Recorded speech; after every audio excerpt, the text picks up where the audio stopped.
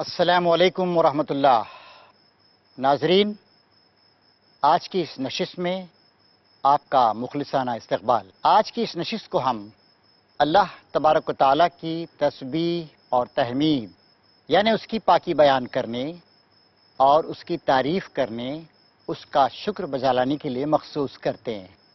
اللہ تبارک و تعالیٰ قرآن مجید میں ارشاد فرماتا ہے، تسبح لہ السماوات السبع والارض ومن فیہن وإن من شیء الا یسبح بحمدہ ولکن لا تفقہون تسبیحہم۔ ساتوں آسمانوں نے اور زمین نے اور جو کوئی ان کے درمیان ہے، ان سب نے اللہ تبارک و تعالیٰ کی تسبیح کی ہے، پاکی بیان کی ہے۔ کائنات کی کوئی چیز ایسی نہیں ہے، زمین و آسمان کے درمیان کوئی چیز ایسی نہیں ہے جو اللہ تعالیٰ کی حمد تعریف کے ساتھ اس کی تسبیح نہ کر رہی ہو، مگر بات یہ ہے کہ تم ان کی تسبیح کو سمجھتے نہیں۔ سبحان اللہ، پاک ہے اللہ تبارک و تعالیٰ۔ الحمدللہ، ساری تعریف اللہ تبارک و تعالیٰ کے لیے ہے۔ اللہ اکبر، اللہ ہی بڑا ہے، سب سے بڑا ہے۔ لا الہ الا اللہ، اللہ کے علاوہ کوئی اور عبادت کے لائق نہیں ہے، کوئی اور معبود نہیں۔ یہ کلمت ذکر، سبحان اللہ، پاک ہے اللہ تعالیٰ۔ گلوری بی ٹو گاڈ، الحمدللہ، ساری تعریف اللہ تبارک و تعالیٰ کے لیے۔ may praise be to Allah subhanahu wa ta'ala۔ Allah Akbar, Allah is greatest، nobody is great، only he is great۔ لا الہ الا اللہ، there is none worthy of worship and obedience except اللہ سبحانہ و تعالیٰ۔ ایک مسلمان کی زندگی کو، اللہ پر ایمان رکھنے والے کی زندگی کو ان چیزوں سے معمور ہونا چاہیے۔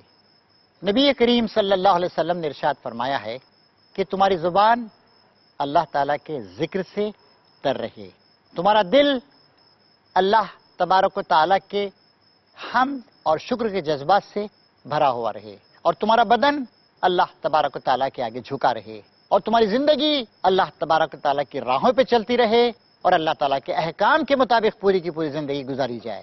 اسلام نے ہم کو عبادت کا یہی تصور دیا ہے۔ اللہ تعالیٰ کہتا ہے، وَمَا خَلَقْتُ الْجِنَّ وَالْإِنسَ إِلَّا لِيَعْبُدُونَ۔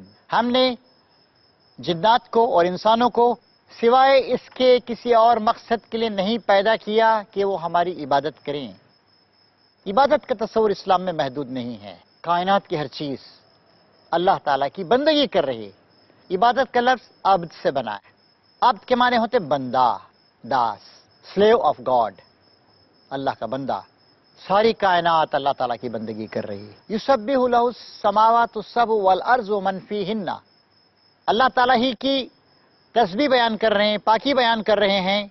کون؟ ساتوں آسمان جو تہ برتہ ہیں اور جن کے بہت تھوڑے حصے کو ہم دیکھ پاتے ہیں، اور یہ زمین جس پر ہم رہتے ہیں، چلتے پھرتے ہیں، جو ہماری قرارگاہ ہے، جس پہ بیٹھ کر ہم سورج کے اطراف سفر کر رہے ہیں، کائنات کا چکر لگا رہے ہیں، جس پر ہمارے آبا و اجداد تھے، جس پر مختلف تہذیبیں آئیں اور گئیں، مختلف قومیں ابھریں اور ختم ہو گئیں، جس کی مٹی سے، جس کے پتھروں سے ہم عمارتوں کی تعمیر کرتے ہیں، جس کے منرلز کو ہم استعمال کرتے ہیں مختلف چیزوں کے بنانے میں، جس پہ ہم کھیتی باڑی کرتے ہیں، جس پہ ہمارے جانور چرتے ہیں، جس میں اللہ تعالیٰ نے چارہ بنایا، جس پر اللہ تعالیٰ نے انتظام کیا کہ اوپر سے پانی برسے، اور پانی کے بغیر کوئی چیز اگ نہیں سکتی ہے۔ یہ ساری کی ساری چیزیں اللہ تبارک و تعالیٰ کی تسبیح بیان کر رہے ہیں۔ کس طرح تسبیح بیان کر رہی ہیں؟ تسبیح کے دو رخ ہیں۔ ایک تو اللہ کی پاکی بیان کرنا، یہ چیزیں بزبان حال اللہ کی پاکی بیان کر رہے ہیں۔ زبان حال کیا ہوتی ہے؟ ایک تو زبان قال ہوتی ہے، بولنے والی زبان، دوسری زبان حال۔ مثلا آپ ایک کسی گھر پہ جاتے ہیں، اس گھر میں ہر چیز تہذیب، ڈھنگ اور سلیقے کے ساتھ رکھی ہوئی، کتابیں رکھی ہوئی ہیں، اور پڑھنے لکھنے کا سامان ہے، رحل پہ قرآن شریف رکھا ہوا ہے۔ آپ کہتے ہیں کہ یہ ایک شریف آدمی کا گھر، یہ پڑھے لکھے آدمی کا گھر۔ کسی اور جگہ آپ جاتے ہیں، وہاں آپ دیکھتے ہیں کہ ایک طبلہ رکھا ہوا ہے، ایک ہارمونیم رکھا ہوا ہے، اور کچھ میوزیکل انسٹرومنٹ رکھے ہوئے ہیں، وہاں تھوڑی شراب بھی رکھی ہوئی ہے۔ آپ کہتے ہیں کہ کسی فاسق کا گھر۔ اس طریقے سے زبان حال سے ایک کمرہ کہتا ہے کہ ایک اچھے آدمی کا کمرہ ہے۔ ایک آدمی کا چہرہ دیکھ کر سمجھتے ہیں کہ شریف انسان، اس سے اچھی توقع ہے، اور ایک گنڈے کا چہرہ، ایک بدماش کا چہرہ، ایک پروفیشنل کا چہرہ، ایک طالب علم کا چہرہ، ایک دھوکے باز کا چہرہ، ایک مجرم کا چہرہ. چہرے چغلی کھاتے ہیں، بتا دیتے ہیں زبان حال سے. تو کائنات کی ایک ایک چیز کو جب آپ دیکھتے ہیں تو معلوم ہوتا ہے کہ کائنات کی تمام چیزیں اللہ تعالیٰ کی تسبیح پاکی بیان کر رہی ہیں. اللہ پاک ہے. کس چیز سے پاک ہے؟ عیب سے پاک ہے. اللہ پاک ہے اس سے کہ کوئی اس کا شریک ہو، کوئی اس کا پارٹنر ہو، اس کو کسی کی مدد لینے کی ضرورت پڑے. اللہ تعالیٰ پاک ہے کہ کوئی چیز بھول جائے. اللہ تعالیٰ اس بات سے پاک ہے کہ وہ کوئی غلطی کرے. چنانچہ قرآن شریف میں کہا گیا ہے بار بار اس آسمان کی طرف نگاہ ڈالو، دیکھو کہیں کوئی خلا ہے، کوئی کمزوری ہے، کوئی نقص ہے، کوئی تروٹی ہے، کوئی ڈیفیکٹ ہے. تمہاری نگاہ بار بار وہاں سے لوٹ آئے گی، نہیں کوئی غلطی نہیں ہے، کوئی خرابی نہیں ہے، کوئی رکھنا نہیں ہے. ساتواں آسمان اللہ تعالیٰ کی تسبیح کرتے ہیں اور زمین بھی تسبیح کرتی. زمین کا جو نظام ہے 457 کروڑ سال سے زمین چل رہی اور انسان کی زندگی 1 کروڑ سال کی بھی نہیں. زمین کو اللہ نے کیسے بنایا ہے، کیسے سنوارا ہے، کیسے انتظامات کیے ہیں، کتنا میٹیریل اس کے اندر رکھ دیا ہے. زمین کے اندر جو میٹیریل ہے ہمارے سائنسدان بتاتے ہیں کہ ہمارے پاس جو پیٹرولیم ہے 41 سال تک چلے گا.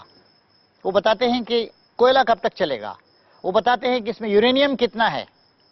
یورینیم بھی یا پروٹینیم وغیرہ جس سے ہم ایٹمک انرجی حاصل کرتے ہیں خاص حد تک ہے، اس کے بعد وہ بھی ختم ہو جائے گا. آج کل اس بات کی کوشش کی جا رہی ہے کہ چاند پر ہیلیم 3 نام کا ایک مادہ ہے، اس کو وہاں سے لایا جائے.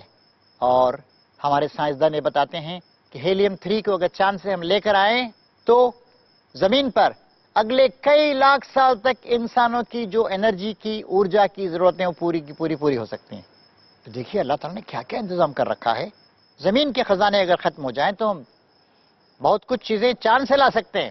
تو چاند اللہ تعالیٰ کی تعریف بیان کر رہا ہے. چاند کی خوبصورتی شاعروں کو لبھاتی. لوگ کہتے ہیں کہ میرے محبوب کا چہرہ چاند جیسا ہے. چاند کے بارے میں مختلف نظمیں، بچے اسے چندہ ماما کہتے ہیں، نظمیں ہیں، کہانیاں ہیں وغیرہ وغیرہ. تو چاند میں ایک طرح کی خوبصورتی، پہاڑوں میں ایک طرح کی خوبصورتی.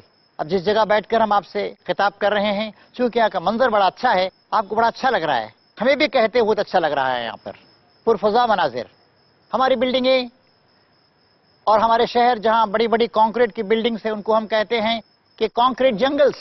لیکن جو نیچرل بیوٹی درختوں میں ہے، پودوں میں ہے، پہاڑوں میں ہے، جھرنوں میں ہے، ندیوں میں ہے، گھاس کے میدانوں میں ہے، سرسراتے ہوئے کھیتوں میں، لہلہاتے ہوئے سرسراتے ہوئے کھیتوں میں ہے، باتیں کرتی ہوئی پتیوں میں ہے، جھومتے ہوئے درختوں میں ہے، ہواؤں میں ہے، بجلیوں میں ہے، بادلوں میں ہے، بادلوں کی کڑک اور چمک میں ہے.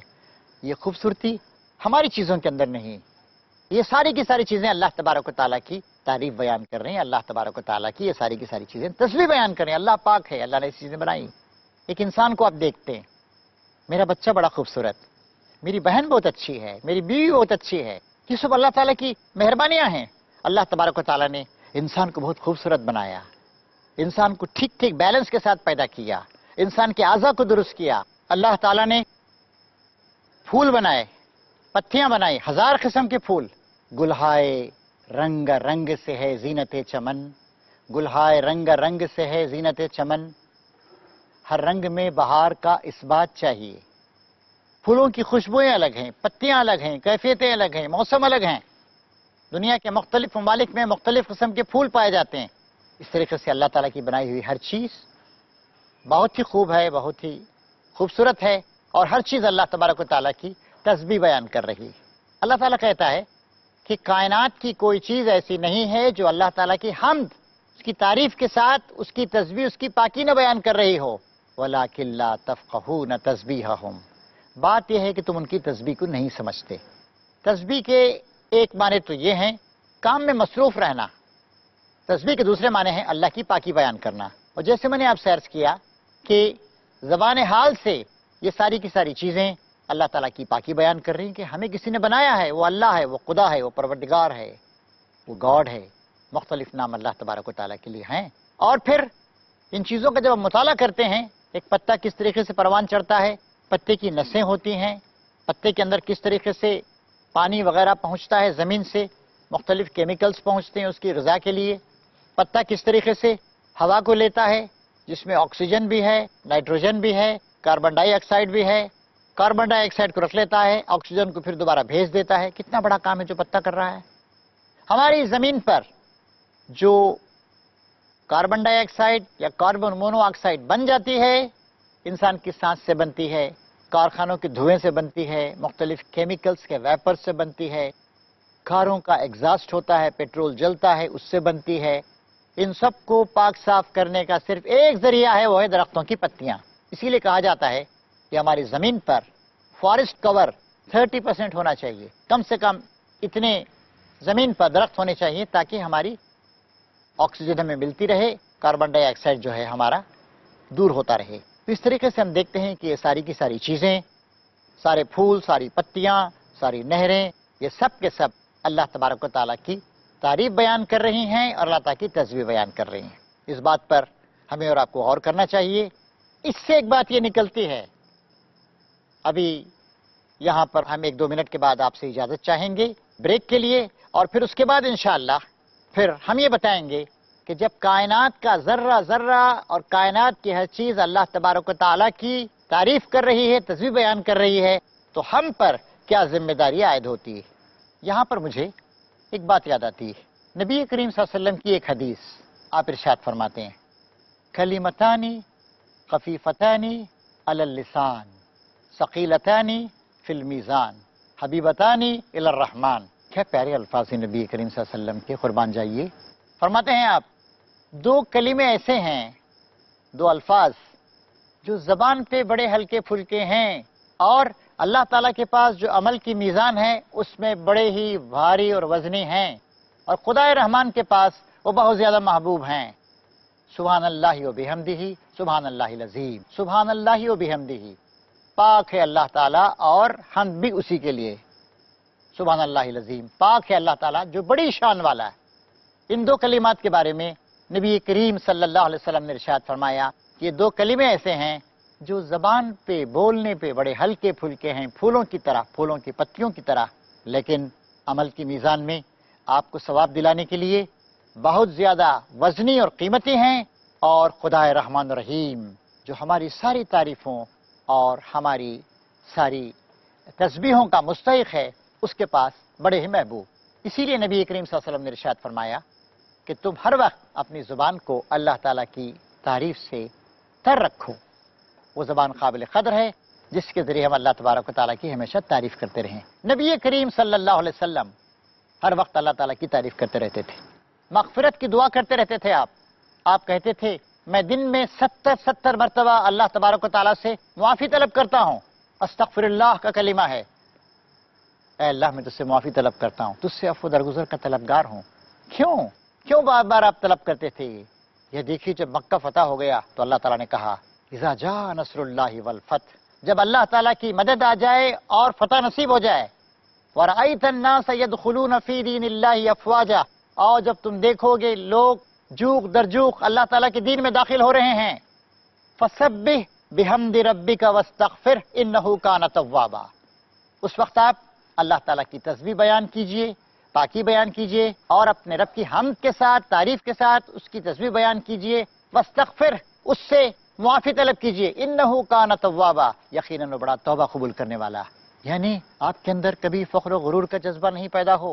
آپ یہ نہ کہیں کہ میری وجہ سے ہو گیا، میں کمانڈر ان چیف ہوں، میں نے اپنی عقل سے کام لیا اور میری سرکردگی میں، میری لیڈرشپ میں اتنا بڑا کارنامہ انجام پایا کہ مکہ فتح ہو گیا، خانہ کعبہ سے گندگی دور کر دی گئی، خانہ کعبہ کو دوبارہ اللہ وحدہ لا شریک کی عبادت کے لیے ری ڈیڈیکیٹ کر دیا گیا. نہیں، اس وقت آپ اللہ کی تسبیح بیان کیجئے، اللہ تعالیٰ کی تعریف بیان کیجئے، اور اس بڑے کام کے کرنے میں جو کچھ کوتاہیاں ہو گئیں، مسٹیکس ہو گئیں، اس پر آپ اللہ تعالیٰ کی مغفرت طلب کیجئے، وہ بڑا توبہ قبول کرنے والا ہے. اس طریقے سے اسلام نے ہم کو یہ تعلیم دی ہے، اور ہمارے آقا اللہ کے آخری رسول جو ہر طرح کے گناہوں سے پاک تھے، جنہوں نے اپنی پوری زندگی اللہ کے راستے میں لگا دی، وہ کہتے ہیں کہ دن میں 70 مرتبہ اللہ تعالیٰ سے معافی مانگتا ہوں. کیوں معافی مانگتے ہیں؟ اے اللہ، اس کام کو اور بہتر طریقے سے کرنا چاہیے تھا، اور زیادہ دل کی تیاری کے ساتھ کرنا چاہیے تھا. جب حضور کا یہ حال ہے تو ہم کو کتنا اللہ تعالیٰ کی تعریف بیان کرنی چاہیے، کتنا اس کی تعریف کرنی چاہیے، کتنا اپنے اعمال پہ نگاہ رکھنا چاہیے، کتنا غلطیوں سے بچنا چاہیے، کتنا معافی مانگنی چاہیے، اس بات پر آپ غور کر سکتے ہیں۔ اللہ کی تسبیح و تحمید اس کو نماز کا حصہ بنا دیا گیا ہے۔ دیکھیے آپ رکوع میں اللہ تعالیٰ کے پاس جاتے ہیں تو کیا کہتے ہیں؟ آپ کہتے ہیں سبحان ربی العظیم، پاک ہے میرا رب جو بڑی اونچی شان والا ہے۔ 3 بار کہتے ہیں، 5 بار کہتے ہیں، 7 بار کہتے ہیں۔ پھر اس کے بعد آپ سجدے میں جاتے ہیں، سجدے میں گر جاتے ہیں، کسی کو سجدہ نہیں کرتے آپ اللہ تعالیٰ کے علاوہ۔ ساری کائنات میں سجدہ صرف اللہ تعالیٰ ہی کے لیے جائز ہے، ساری کائنات صرف اللہ ہی کو سجدہ کر رہی ہے۔ کوئی جانور کسی اور جانور کو سجدہ نہیں کرتا۔ کتا جسے آپ بہت معمولی جانور کہتے ہیں وہ کسی دوسرے کتے کو سجدہ نہیں کرتا، لیکن انسان ایسے بیوقوف انسان، ایسے نالائق انسان ہے کہ دوسرے انسانوں کو سجدہ کرتے ہیں۔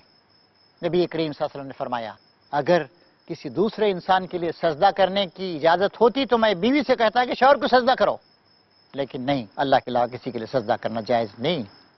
سجدہ صرف اللہ تعالیٰ کے لیے کرنا ہے۔ سجدے میں کیا کہتے ہیں؟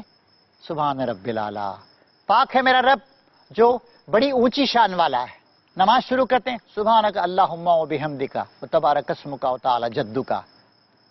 اے اللہ تیری تعریف ہم بیان کرتے ہیں، تیری تسبیح ہم بیان کرتے ہیں، تیری شان بڑی اونچی ہے۔ اس طریقے سے نماز کیا ہے؟ تسبیح ہے۔ نماز کیا ہے؟ تحمید ہے۔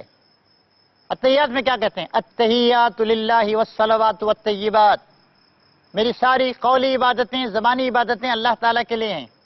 والصلوات، میری ساری بدنی عبادتیں اللہ تعالیٰ کے لیے ہیں، میری ساری مالی عبادتیں اللہ تعالیٰ کے لیے ہیں۔